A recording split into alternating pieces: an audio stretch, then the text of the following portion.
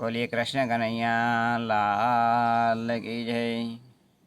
શ્રીમદ સદ્ગુણ શાલિનમ ચિદે ચિદે વ્યાપ્તમ જદે વ્યાકૃતિમ જીવે સાક્ષર મુક્ત કોટિ સુખદમ નૈકાવતારાધિપમ જ્ઞેયમ શ્રી પુરુષોત્તમમ મુનિવરે વેદાર્ધિકીર્ત્યમ એવં તન્મૂલાક્ષરયુક્તમેવ સહજા નંદમ ચ વંદે સદા. આજના શુભ દિને તમામ શ્રોતાજનોને મારા હૃદયભાવપૂર્વક જય શ્રી કૃષ્ણ. એક વખત નારદજી એ પોતે પૃથ્વીલોક ઉપર બધું વિચરણ કરી જોઈ અને ભગવાન વિષ્ણુ પાસે ગયા અને ભગવાનને કહ્યું કે હે પ્રભુ, હું પૃથ્વીલોક ઉપર વિચરણ કરીને આવ્યો છું, તો ઘણા બધા માણસો એ દુઃખી છે, તો એ માણસો દુઃખી શા માટે થતા હશે? ત્યારે ભગવાન વિષ્ણુએ કહ્યું કે હે નારદજી, હું તમને કહું છું, એક કથા દ્વારા આપ ધ્યાનથી સાંભળો. એટલે આ નારદજી હતા એ પોતે ભગવાન વિષ્ણુ એ કથા કરે છે અને નારદજી સાંભળે છે કે પૃથ્વી પરના લોકો એ દુઃખી કેમ હોય છે. એક વિદર્ભ નગરીની અંદર પ્રાચીન કાળની કથા છે કે વિદર્ભ નગરીની અંદર એક ધનજીભાઈ કરી અને પોતે અતિશય ધનવાન એક શેઠ રહેતા હતા. આ શેઠ એ પૈસે ટકે ખૂબ જ સુખી હતા. તેમના ધર્મપત્નીનું નામ એ સુમન હતું. હવે આ જે ધનજીભાઈ હતા એમની પાસે અતિશય ધન હતું, સુખી હતા અને તેમના ઘરે 2 દીકરા હતા. 2 દીકરાની વહુ હતી. એ પણ એ ધંધે વળગેલા હતા, વેપાર ધંધો કરતા હતા, એટલે ઘણું બધું ધન કમાતા હતા. દિવસો ઉપર દિવસો વીતતા જાય છે. એટલે આ જે ધનજીભાઈ હતા એ એક વખત ખૂબ ચિંતાની અંદર એ વિચાર કરવા લાગ્યા અને એ સૂઈ રહ્યા. એટલે તેમના ધર્મપત્ની એ સુમને પૂછ્યું કે તમે કેમ સૂઈ રહ્યા છો? તમને શાની ચિંતા થાય છે? તમે આટલા બધા ઉદાસ કેમ? ત્યારે એ ધનજીભાઈ એ તેમના ધર્મપત્ની સુમનને કહ્યું કે હું તને કહીશ ને તો તું પણ દુઃખી થઈશ. એટલે એ પોતે કહેતા નથી અને બીજા દિવસ પણ એ પોતે ધંધે જતા નથી અને પોતે એ ચિંતામાં હોય છે. આમ ચિંતામાં ને ચિંતામાં એ ધીમે ધીમે તેમનું શરીર પણ એ ઉતરતું જાય છે. આ બાજુ સુમનને વિચાર આવે છે કે આ અમારા જે શેઠ છે એ મને કશું કહેતા નથી. એટલે એ કહે છે કે ખરેખર તમારી જે ચિંતા છે એ મને કહો કે કેમ આટલા બધા તમે ઉદાસ રહો છો? ઘણા બધા દિવસ થઈ ગયા, તમે મને કહેતા નથી. ત્યારે આ ધનજી શેઠ હતા એ પોતાની ધર્મપત્ની સુમનને કહે છે કે જો મેં વિચાર્યું છે કે આપણી 7 પેઢી એ વાપરે ને પૈસા તો પણ આપણી પાસે ધન ખૂટે તેમ નથી, પરંતુ 8મી પેઢી એ શું વાપરશે એની મને ચિંતા થાય છે.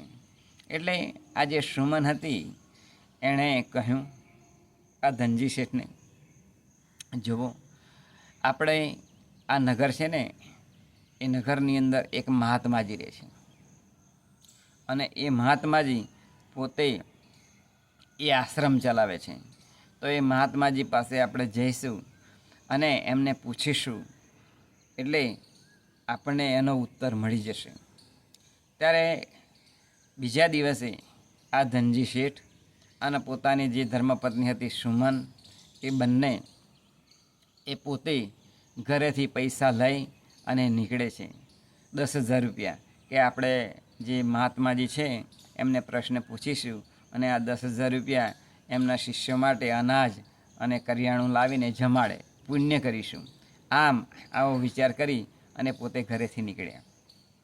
હવે આ ધનજી શેઠ અને જે સુમન હતી તે જ્યાં મહાત્માજી હતા ત્યાં જાય છે, તેમને પગે લાગે છે અને પછી એ મહાત્માજીને આ જે સુમન હતી એ કહે છે કે હે મહાત્માજી, અમારા જીવનની અંદર એક પ્રશ્ન એ ખૂબ જ અમને મૂંઝવણ ભર્યો છે અને એની ચિંતા પણ થાય છે, માટે અમે તમને પૂછવા આવીએ છીએ.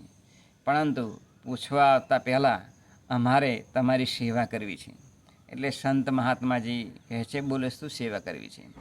તાકે તમારા આશ્રમની અંદર જે શિષ્યો છે એમને અમારે જમાડવા છે, એટલે અમે 10,000 રૂપિયા લઈને આવ્યા છીએ. તમે અમારી ભેટ 10,000 રૂપિયા તમે સ્વીકારો. ત્યારે એ મહાત્માજી તેમના આશ્રમની અંદરથી 2 શિષ્યોને બોલાવ્યા અને પૂછ્યું કે આપણે ત્યાં જે ભોજન છે જમવાનું, તે આજે એ તમે જમો તેટલું છે? તો એ શિષ્યો બોલ્યા કે હા, આજના પૂરતું છે, કે આજે આપણો જે કંઈ જમીએ, સાંજે પણ જે કંઈ જમવાનું બનાવીએ એ બધું જ કરિયાણું અને સીધું સામગ્રી એ તમામ વસ્તુ આપણી જોડે છે. એટલે એ શિષ્યોને કહ્યું સારું, હવે તમે આશ્રમમાં જતા રહો. અને પેલા મહાત્માજીએ એ પેલા જે હતા સુમનબેન એમને કહ્યું કે અમે તમારી ભેટ સ્વીકારી શકીએ તેમ નથી. ત્યારે એ સુમને પૂછ્યું કે કેમ નહીં સ્વીકારો? તમારા આશ્રમની અંદર ઘણા બધા શિષ્યો છે, તેમને જમાડવાનું અમને પુણ્ય મળશે. ત્યારે આ જે સુમન છે એ આ સંન્યાસી જે હતા મહાત્માજી એમને કહે છે. તો સંન્યાસી મહાત્માએ જવાબ આપ્યો કે અમારી પાસે અમારા શિષ્યો જમે તેટલું પૂરતું આજના માટે અમારી પાસે એ બધું જ સાધન સામગ્રી છે, એટલે અમે તમારી ભેટ સ્વીકારતા નથી. ત્યારે એ સુમને કહ્યું કે તમારે આ ભેટ કાલે કામ લાગશે.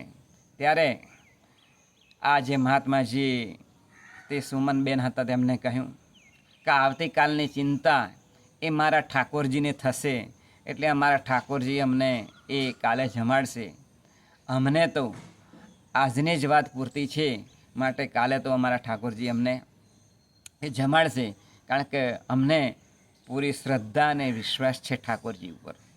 ત્યારે આ સુમનને જે જવાબ જોઈતો હતો ને એ પોતે મળી ગયો અને પોતે એ પોતાના ઘેર ગયા.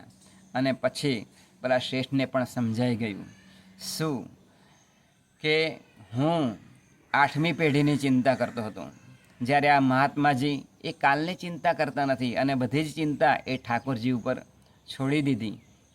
અને શેઠ એ 8મી પેઢીની એ વિચાર કરતો હતો કે 8મી પેઢી શું ખાશે. જેને ખબર નથી એક પલકી, મૂર્ખ વાતો કરે સકલ કી, મૂર્ખ વાતો કર સકલ કી. મૂર્ખાને ખબર નથી કે 1 સેકન્ડ પછી શું થવાનું છે, અને કાલની વાતો કરે છે, 8મી પેઢીની વાતો કરે છે. એટલે એ શેઠને તરત સમજાઈ ગયું કે હવે મારે કોઈ ચિંતા કરવાની નથી, મારે પણ ખરેખર ઠાકોરજી ઉપર છોડી દેવું જોઈએ. આ કથા ભગવાન વિષ્ણુ એ નારદજીને કહે છે. એટલે નારદજી પણ ખુશ થયા અને ભગવાન વિષ્ણુને કહ્યું કે હું જ્યારે પૃથ્વી પર વિચરણ કરીશ ત્યારે આ કથાનો પ્રચાર હું કરતો રહીશ. માટે આપણે ચિંતા કરવી જોઈએ નહીં. પૃથ્વી પરના લોકો એ ઘણા બધા દુઃખી થવાનું કારણ એ પોતે ચિંતા કરે છે, કારણ કે ચિંતાથી ચતુરાઈ ઘટે. જે હોશિયારી હોય ને તે ઘટી જાય, જે જ્ઞાન હોય ને એ ઘટી જાય. માટે ચિંતા એ સહેજ પણ કરવી નથી. કંઈ પણ થાય તો એ બધું જ ઠાકોરજી ઉપર છોડી દેવાનું અને ભગવાનના ચરણોની અંદર સમર્પિત કરી દેવાનું અને ભગવાનને કહેવું, હે ભગવાન, આપ તમે અમને જે રીતે રાખશો એ રીતે અમે રહીશું. આમ કરી અને ભગવાન ઉપર આપણા જીવનની તમામ જે ઈચ્છાઓ હોય એ છોડી દેવી અને આપણે જે કાર્ય કરતા હોય એ ભગવાનની અંદર મન લગાડી અને કાર્ય કરતા રહેવું. એ જ આજના શુભ દિને પ્રાર્થના બોલી. કૃષ્ણ કનૈયા લાલ કી જય.